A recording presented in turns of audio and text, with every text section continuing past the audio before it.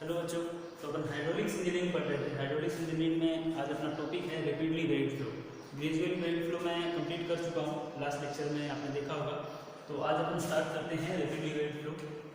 मैंने एग्जांपल देकर आपको पहले भी बताया कि gradually varied flow rapidly varied flow में बेसिकली डिफरेंस क्या है।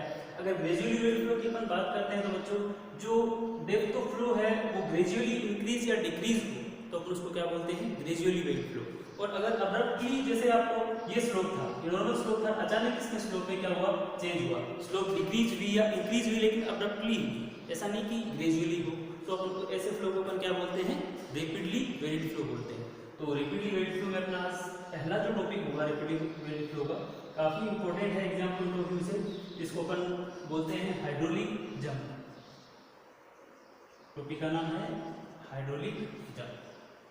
इस हाइड्रोलिक जंप को एक और नाम से जाना जाता है, स्टैंडिंग वेव। स्टैंडिंग वेव तो काफी अच्छा टॉपिक है एग्जाम पॉइंट ऑफ व्यू से। एग्जाम में 10 मार्क्स क्वेश्चन इसमें से आपको दिखेगा कंफर्म। तो देखो, हाइड्रोलिक जंप अपन किसको बोलेंगे, ध्यान से समझना इसको, काफी अच्छा टॉपिक है। देखिए, ये आपका कोई भी बेड था, ठीक है, बनाया मैंने, कोई बेड है जिसकी स्लोप क्या है, स्मॉल स्लोप रखी है इस बेड की। अब इस बेड में देखोगे आप कि ये मान लो कोई फ्री वाटर सरफेस थी। क्या है, free water surface. Free water surface का मतलब यहां तक वाटर फ्लो कर रहा है ना। वाटर की डेप्थ अगर बात की जाए इतनी, तो आप देखते क्यों क्या हो कि अचानक अगर मान लो यहाँ पे कोई भी डैम था या कोई भी वियर आया, उसकी वजह से होगा क्या, यहाँ तक तो फ्लो नॉर्मल हो रहा था, तो उसके बाद अचानक डेप्थ डिक्रीज होगी, उसके बाद वापस इंक्रीज होना स्टार्ट हो जाएगा। तो बच्चों, ये जो डेप्थ डिक्रीज हुई थी, ये जो डेप्थ डिक्रीज हुई है और उसके बाद इंक्रीज हुई है, यहीं से अपना हाइड्रोलिक जंप आया। मतलब यहाँ आपकी, अगर आप देखोगे कि यहाँ पे जैसी डेप्थ डिक्रीज होती है उसके बाद इंक्रीज होती है, तो जैसी डेप्थ अचानक डिक्रीज हुई तो आपने एक नाम सुना होगा, शूटिंग फ्लो और super critical flow. Shooting flow और सुपर क्रिटिकल फ्लो। तो जब ये डेप्थ अचानक डिक्रीज होती है तो अपन, या इंक्रीज होने लगती है, मतलब रैपिडली होना चाहिए, या ऐसा हो सकता है अचानक होती है, ऐसा नहीं कि धीरे धीरे हो रही है। तो जब ये फ्लो, ये आपकी डेप्थ इंक्रीज होती है तो आपको पता होगा कि फ्लो अचानक क्या हो जाता है, सुपर क्रिटिकल हो जाता है। सुपर क्रिटिकल है तो आपको पता होगा अगर सुपर क्रिटिकल फ्लो और शूटिंग फ्लो ये हमेशा अनस्टेबल फ्लो होते हैं। कैसे फ्लो होते हैं, अनस्टेबल फ्लो। लेकिन आपको बताया, अगर जो चीज अनस्टेबल है वो स्टेबल तो होगी थोड़ी देर बाद, क्योंकि जब तक ये अनस्टेबल है अपने काम की नहीं है, तो आपको इसको क्या करना है, स्टेबल करना है। तो जब ये शूटिंग फ्लो है ये कन्वर्ट होता है किसके अंदर, ट्रैंक्विल फ्लो, और अपन बोल सकते हैं सब क्रिटिकल फ्लो। ये कन्वर्ट किस में होता है, सब क्रिटिकल फ्लो में कन्वर्ट होता है। तो बच्चों हुआ क्या, जैसे ही यहाँ पे अगर इस क्रॉस सेक्शन को मैं 1 बोलूँ और इसको बोलता हूँ 2, तो इसमें आप देख सकते हो कि डेप्थ है वो इंक्रीज हो रही है, डेप्थ इंक्रीज हो रही है, और फ्लो आपका शूटिंग से किस में कन्वर्ट हो रहा है, सब क्रिटिकल में, या फ्लो आपका सुपर क्रिटिकल से सब क्रिटिकल में कन्वर्ट हो रहा है। तो बच्चों, इसी को अपन क्या बोलते हैं, हाइड्रोलिक जंप बोलते हैं। जंप का मतलब क्या होता है, कूदना, है ना। हाइड्रोलिक मतलब वाटर से रिलेटेड। तो देखो, वाटर यहाँ से कहाँ तक कूदा, यहाँ तक, मतलब अचानक इसकी डेप्थ पे इंक्रीज हुआ। इंक्रीज कैसे हुआ, आपका फ्लो था वो सुपर क्रिटिकल से सब क्रिटिकल में कन्वर्ट हुआ। तो बच्चों, इसी को अपन क्या बोलते हैं, हाइड्रोलिक जंप। अगर डेफिनेशन की बात करूं, है ना, डेफिनेशन आप लिख सकते हो आराम से। Rise of water level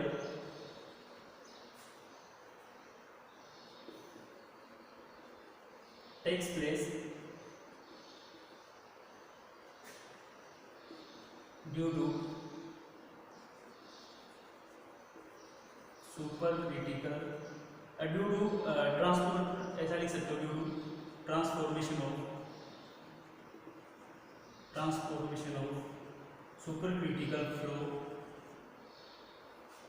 two sub critical is known as hydraulic jump.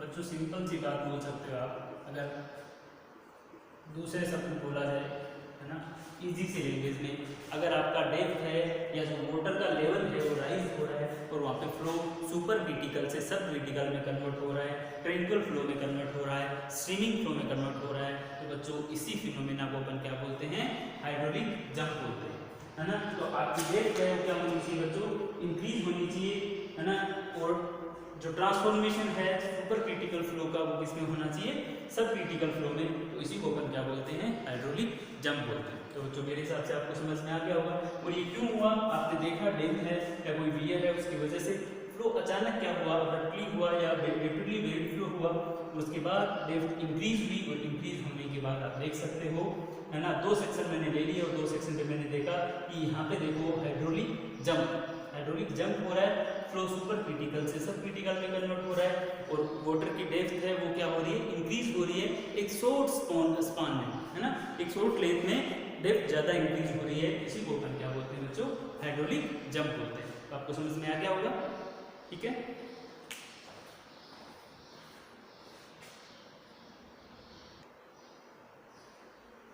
तो बच्चों जो नेक्स्ट टॉपिक है वो है expression for depth of hydraulic jump. तो आपको जो हाइड्रोलिक जंप की डेप्थ है बच्चों, कुल मिला के अगर हाइड्रोलिक जंप की डेप्थ की बात की जाए तो उसको अपन किससे डिनोट करते हैं, d2 माइनस d1 से, है ना। अगर ये d2 है ये d1 है तो d2 माइनस d1 की जो डिस्टेंस होगी या जो हाइट होगी उसी को अपन क्या बोलते हैं, डेप्थ ऑफ हाइड्रोलिक जंप या हाइड्रोलिक जंप डेप्थ, ठीक है। तो बच्चों अपने को वैल्यू निकालिए d2 माइनस d1 की। अब देख सकते हो मैंने हाइड्रोलिक जंप का एक डायग्राम बनाया है जहां से फ्लो, यहाँ से फ्लो आपको पता है इंक्रीज होना स्टार्ट हो गया, है ना। तो जहाँ से इंक्रीज होना स्टार्ट हुआ जहाँ पे जाके यूनिफॉर्म हो गया, उसके बीच को मैंने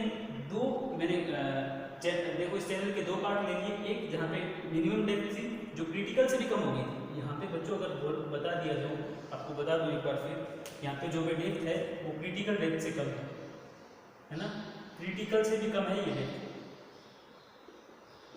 क्रिटिकल से भी यहाँ पे डेप्थ कम हो जाती है ना। तो मैंने दो पार्ट लिए, एक 1-1 सेक्शन ले लिया, एक 2-2 सेक्शन ले लिया इस हाइड्रोलिक जंप का, क्योंकि इसी को ये अपन हाइड्रोलिक जंप बोलते थे, वो डिक्रीज होने के बाद इंक्रीज हो रही थी डेप्थ। तो बच्चों इसके अंदर आपको इस हाइड्रोलिक जंप की बच्चों क्या निकालनी है, डेप्थ निकालनी है, ठीक है। तो सिंपल सा आपको पता है, सबसे पहले मैं अजम्पशन की बात करूँगा बच्चों, क्योंकि जब भी आप कोई भी सिस्टम लेते हो उसमें कुछ चीज़ें अजम्पशन आपको मान के चलना पड़ता है ना, कि ये चीज़ें क्या है, ऐसा अपन मानेंगे तभी वो पॉसिबल होगा। क्योंकि बच्चों जैसे सबसे पहली बात की जाए, यहाँ पे प्रेशर की बात करूँ, है ना, यहाँ पे किसकी बात करूँ, प्रेशर की। तो प्रेशर बच्चों मुझे क्या मानना पड़ेगा, यूनिफॉर्म मानना पड़ेगा, है ना, या यूनिफॉर्म प्रेशर या यूनिफॉर्म हाइड्रोस्टेटिक मान लो, या ये बोल दो कि फ्लो है वो यूनिफॉर्म रहेगा। क्योंकि बच्चों अगर यूनिफॉर्म नहीं मानोगे और अगर फ्लो को आप हाइड्रोस्टेटिक प्रेशर है वो अगर आप कांस्टेंट नहीं मानोगे तो होगा क्या, आप इसमें कैलकुलेट नहीं कर पाओगे d2 माइनस d1 की वैल्यू, क्योंकि वो कहीं ना कहीं पे वो आपको अगर प्रेशर का डिफरेंस होगा तो एक अलग सा फोर्स आपको क्रिएट हो जाएगा, उसकी आपको नीड नहीं है। अगर दूसरी बात की जाए तो बच्चों इस बेड का जो फ्रिक्शन है, फ्रिक्शन को आप क्या करोगे, कंसिडर नहीं करोगे, क्योंकि फ्रिक्शन है, फ्रिक्शन लॉस आप अभी कंसिडर नहीं कर रहे हो, है ना, क्योंकि आप फाइंड आउट निकालना चाहते हो d2 और d1 और आप इस लॉस को कंसिडर करने लगे तो और दिक्कत आ जाएगी, है ना, इक्वेशन और बड़ी हो जाएगी अगर आपको इक्वेशन अभी छोटी करनी है। अगर थर्ड की बात की जाए कि तीसरा क्या है, तो इस वेट की जो लेंथ है वो बच्चों आपको स्मॉल लेनी पड़ेगी, ये जो वेट लेंथ है वो आपको क्या लेनी पड़ेगी, स्मॉल लेनी पड़ेगी, क्योंकि जितनी ज़्यादा लेंथ लोगे आप, अगर लेंथ जितनी ज़्यादा होगी आपको पता है फ्रिक्शन उतना ही ज़्यादा होगा, क्योंकि फ्रिक्शन जो आपका HF था FL/2GD, तो किसके ऊपर डिपेंड कर रहा था, बेड की लेंथ के ऊपर डिपेंड कर रहा था। तो लेंथ जितनी छोटी होगी उतना ही आपका फ्रिक्शन कम होगा, तो आपको क्या करना है, बेड लेंथ क्या करनी है, स्मॉल लेनी है। तो आपको उतनी चीज़ें समझ में आ गई होगी। नेक्स्ट अपन पढ़ते हैं।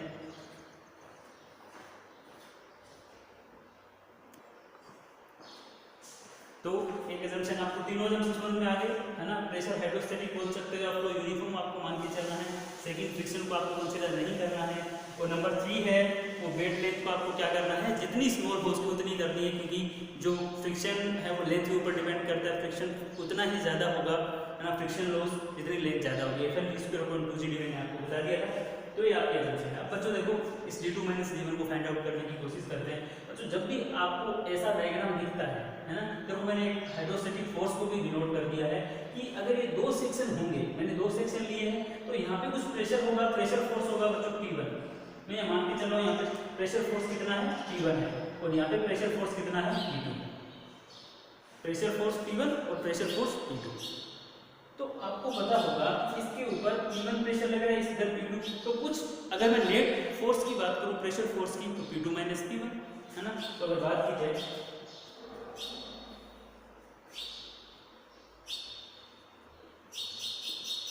इस प्रेशर फोर्स से पहले एक दो चीज और बता देता हूँ बच्चों। देखो एक discharge per unit weight,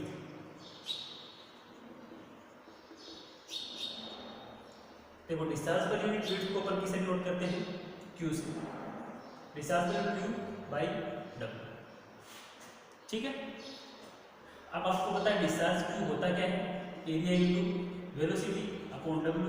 Q area कितना है, depth into width into velocity upon W। तो Q इक्वल्स टू क्या आ जाएगा, V इंटू D, ठीक है।